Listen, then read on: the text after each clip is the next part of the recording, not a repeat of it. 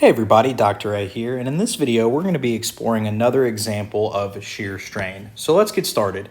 In the given information, we're being asked to compute the shear strain at point A due to the plate deforming. So in this figure, we have an origin here at point A, and we have a positive y-axis and a positive x-axis, which are starting at point A. The original dimensions of the plate are 6 inches. We see the 6 inches is the length of the plate right here, by a 4-inch height. So we see the height of the plate originally before deformation was 4 inches. And then something caused this plate to deform into this red dashed line right here. And what we're looking for is the shear strain at point A.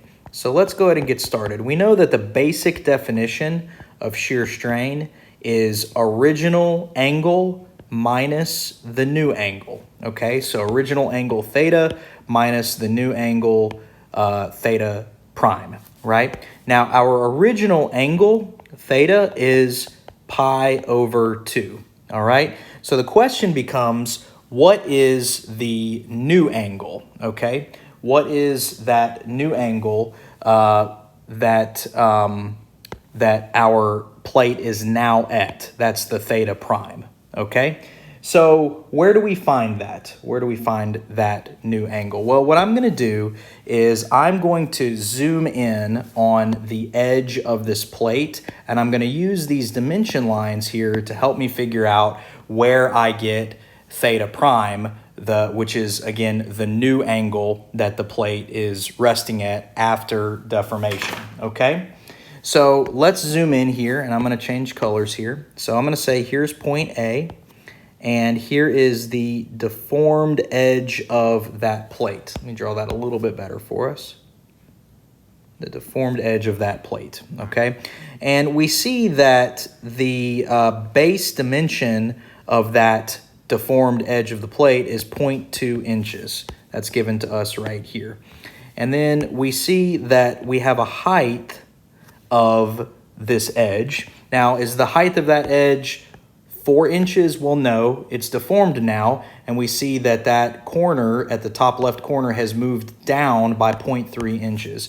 So that means that this new height of the deformed edge is actually 3.7 inches, okay? And we see that this makes a little right triangle, okay? So the question is, where is theta prime? Where is that deformed angle? That's the new angle that is formed here. So the answer to that is this angle right here. This is theta prime. So what we can do is we can say theta prime is equal to the arc tangent of, let's write this a little bit nicer, arc tangent of 3.7 inches over 0.2 inches. That's arctangent of opposite over adjacent.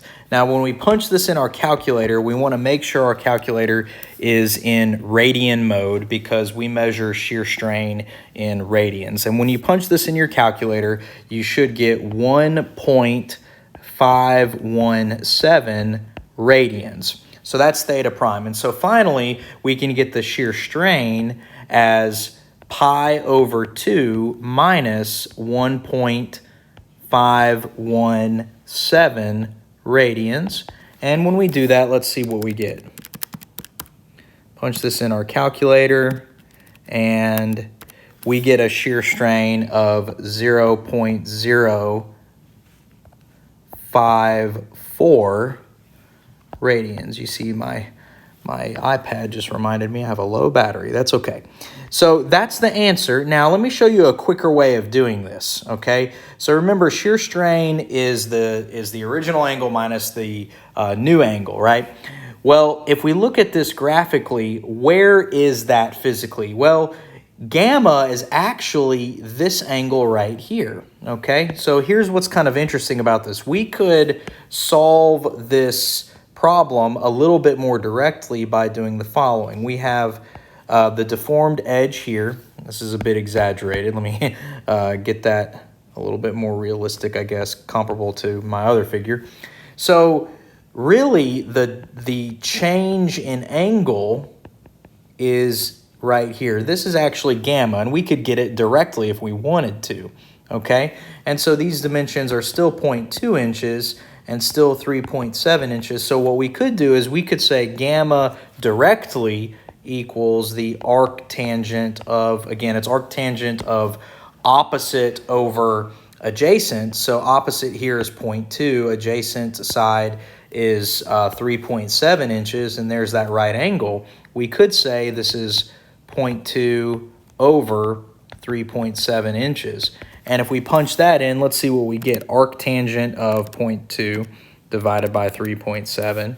And sure enough, we get 0.054 radians directly. Now again, don't let that confuse you, okay? So gamma is the shear strain, and again, it's defined as original angle minus the new angle, which graphically, back on this figure, the original angle is 90 degrees.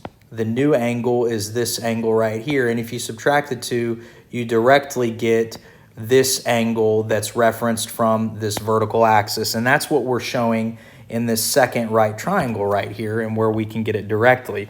Another interesting way to think about this is, if you remember from either trigonometry or statics, we have something called small angle theory. Now, small angle theory says that whenever you're dealing with very small angles, you don't actually have to use the trigonometric operation, okay? Small angle theory says that the tangent of an angle is approximately equal to the angle itself. So here's another quick way of recognizing this. We can say small angle theory says that the tangent of some angle is approximately equal to the angle itself.